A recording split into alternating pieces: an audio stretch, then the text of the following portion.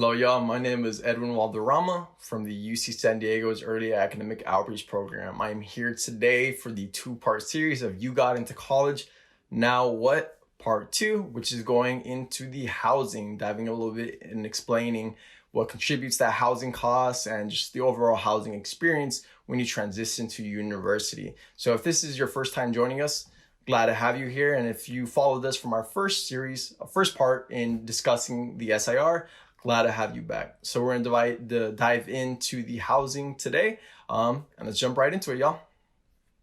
Okay, so the housing application can really be broken down into 3 different components. First and foremost is the housing application itself, what gets you your spot on living on campus.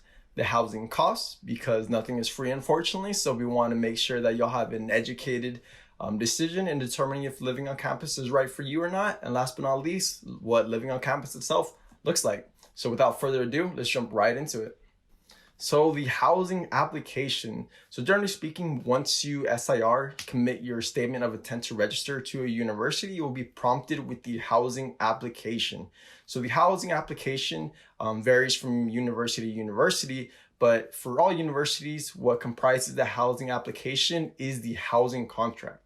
So what the housing contract is an agreement between you and that university that you will be living on campus, paying the fees and not violating any of the terms of that agreement for that specific academic year. So those details are going to differ from university to university, but what you really want to understand and take away from that housing application and that housing contract specifically is that it's really that agreement between you and that university that you're not going to violate any of those agreements, as well as live on campus and pay those fees for that academic year.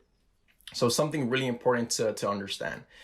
As you're doing some of the research, though, in terms of that housing application, that housing contract, there's definitely 3 things you want to take away and really ask yourself as you're doing that research.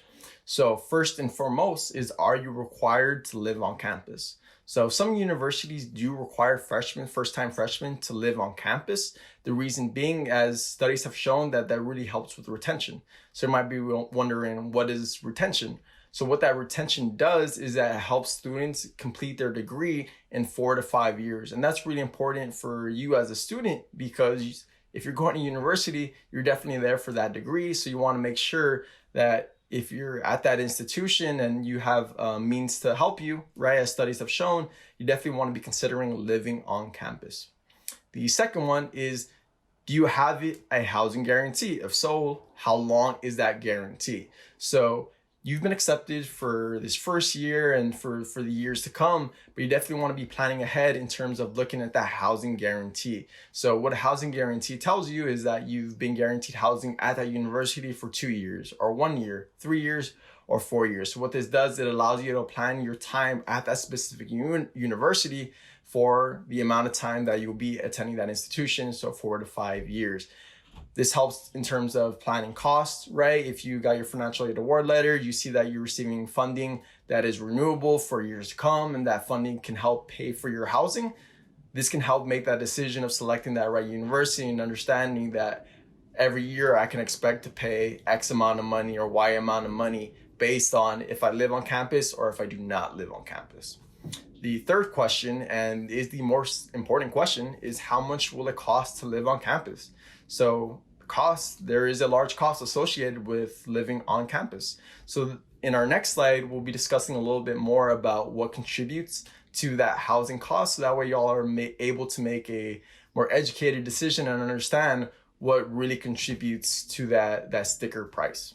So without further ado, let's break down the housing cost. So there are 3 factors in determining what comprises your housing costs. First is the application fee. So some universities do have an application fee. It does vary in the amount of money that the application fee might have. So that's something you're gonna wanna do some research in if it is applicable to your specific university. Up next is the non-refundable deposit. So very similar to the statement of intent to register, you are gonna have to pay a non-refundable deposit. So you do wanna consider this, right? Because it's non-refundable. So you definitely wanna understand that if you commit to living on campus and then later decide that this is not the right call for me, that you would not be able to get that money back. So keep that in mind in terms of making that decision to live on campus or not. Number 3, and which is the biggest one, is the room and meal plan. So the room and meal plan is hands down the biggest component of the 3 in terms of what contributes to your housing costs. In our next slide, we're going to go ahead and show you why the room and meal plan is such a huge component of the housing costs.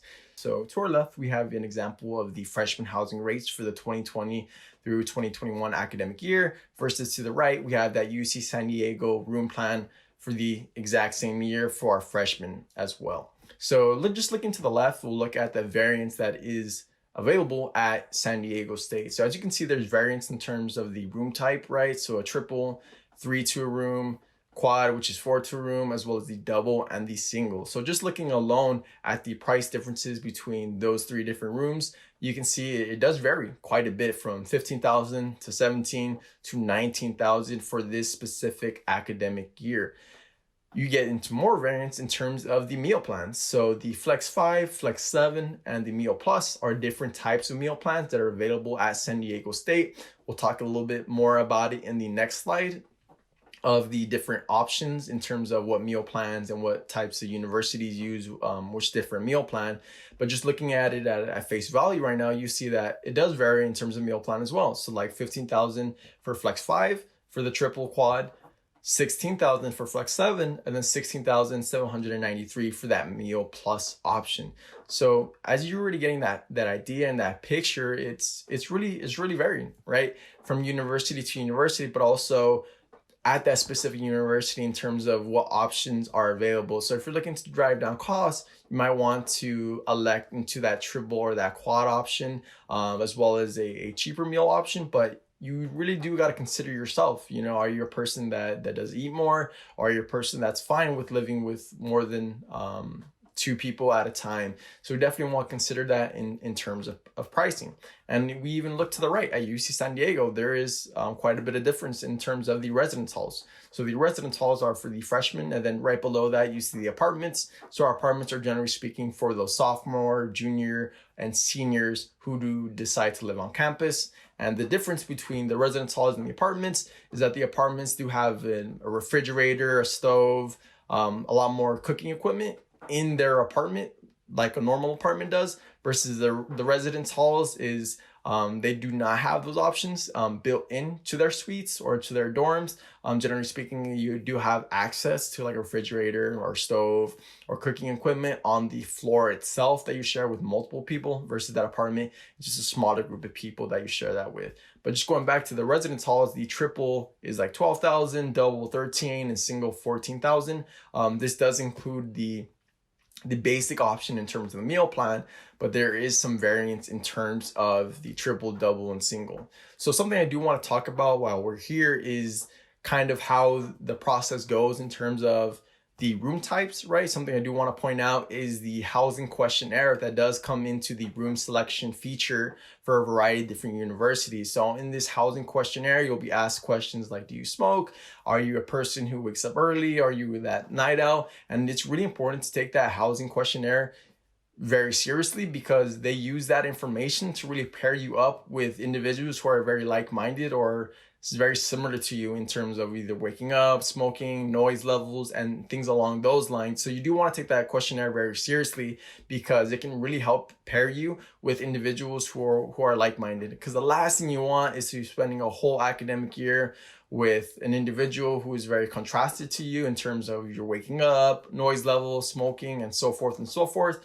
So when you get prompted with that housing questionnaire, if your university does employ it, make sure you take it seriously, because that's how you get paired up if you're going into that triple room option with 2 other individuals. So definitely want to consider that in terms of the room selection and the housing questionnaire. So we kind of talked about it a little bit in terms of the meal plan. So we'll talk about it in the next slide here, what the different meal plan options are available to you. So looking to our left, we have UC San Diego's meal plan. So UC San Diego employs one of the many options in terms of meal plans, and it's what it's called the debit card based, or the finite amount based option for meals, right? So you can look to that first column, which is the $3,000, $570, or dining dollars that they're called. So what that means is operates very similarly to a debit card. So there's a finite amount of money on that card, and it's up to you to manage how that money will last you for that academic year. So you're pretty much paying according to the items that you're purchasing for that year, right? So if you're hungry for lunch and you want to grab a burger, you're just paying for that burger. Or if you're hungry, you want a small snack, grab some cookies, a Gatorade. That is exactly what you're paying for, and you're using that money to stretch from the fall term all the way to that spring term that you have for that academic year. And we're already seeing some pricing difference in the triple option between that basic plan and then that higher end plan. So here's another way to drive down costs and to just see that variance in terms of how can I make living on campus affordable. To the right, you see that UC Irvine for the 2019-2020 year employs a swipe-based meal option, which, as you can see, has 100 meals, a 5-day all access plan, and a 7-day all access plan. And you see that pricing difference there. So what this system does is that you go into a dining hall and use what's called a swipe, right? Or a meal. And in that dining hall, you can now eat 1 plate, 2 plates, as many plates as you would like in terms of food. But once you leave the dining hall with your swipe, you have to redo a swipe in order to gain access to food again. So that 100 meals, so if you go in, use one meal to eat 5 plates, come back in later, you're gonna have to use one of the 99 swipes you now have available to you, and you can eat 1 plate or as many plates as you would like. So these are factors you do want to consider, and that goes into some of the research, so that way you're able to understand what kind of meal plan am I getting myself into, as well as how much is that going to cost, right? If you do want to have that triple room option at UC San Diego, but you want that higher end meal plan because you're that type of individual that just wants to be cautious and make sure that they eat, then that's something that you're going to have to consider as an extra, a little bit extra money in terms of the basic plan for the triple, or even if you're in that single, right? That difference does play effect in terms of that academic year, and if you do have the housing guarantee in terms of the academic years to come. So now we're going to go ahead and jump into our next slide, and it is a picture example of what a dorm or a residence hall for these first-time freshmen is going to look like. So this is actually a picture from UC San Diego's Revelle College dorm. So this is a triple, so you can see it's a bunk bed and then a bunk bed loft. So it's going to vary what these dorms are going to look like from university to university, but generally speaking, you're going to have beds, small closet space, and a desk to be able to work from to conduct your studies, and what have you. So this is an example of a dorm that is not decorated, so you do have the option to decorate your dorm and make it unique to you. It really depends just on your option as well as your roommate's taste in terms of decorations. So right below that picture of what the physical dorm looks like, we have an example of what that hall looks like. So kind of like you see in the movies, right? There is bathrooms that you share as well as toilets and sinks that you share.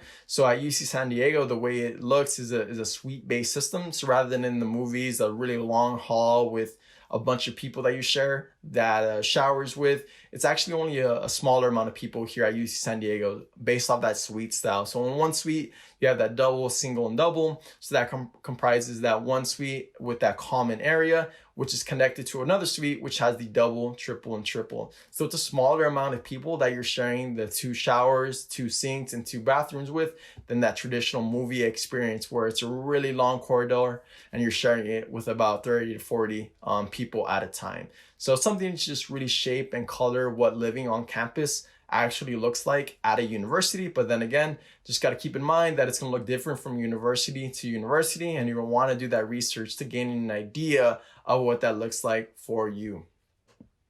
All right, so now we're just going to go ahead into some closing thoughts. I know we explained a lot, so I just want y'all to take away at least 3 points from today. So you want to be able to access your student portal for your housing application and keep an eye on those deadlines. Last thing you want is to miss the housing application deadline and have to pay fee or just not be able to live on campus, especially if that university that you're going to is hundreds or 1,000 miles away. Up next is you want to research what living on campus looks like at your university. You really want to do that research in terms of what does my meal plan look like at my university and how much is that going to cost me, as well as what does my meal plan in terms of my room allocation look like. There are very different prices, as we saw, in terms of what rooms are available, as well as what meal plans are available. So you want to go ahead and do that research. And last but not least, you want to consider the total cost of housing when living on campus. You want to understand, am I going to have to pay that application fee, as well as how much is that application fee? How much is that deposit am I going to have to pay?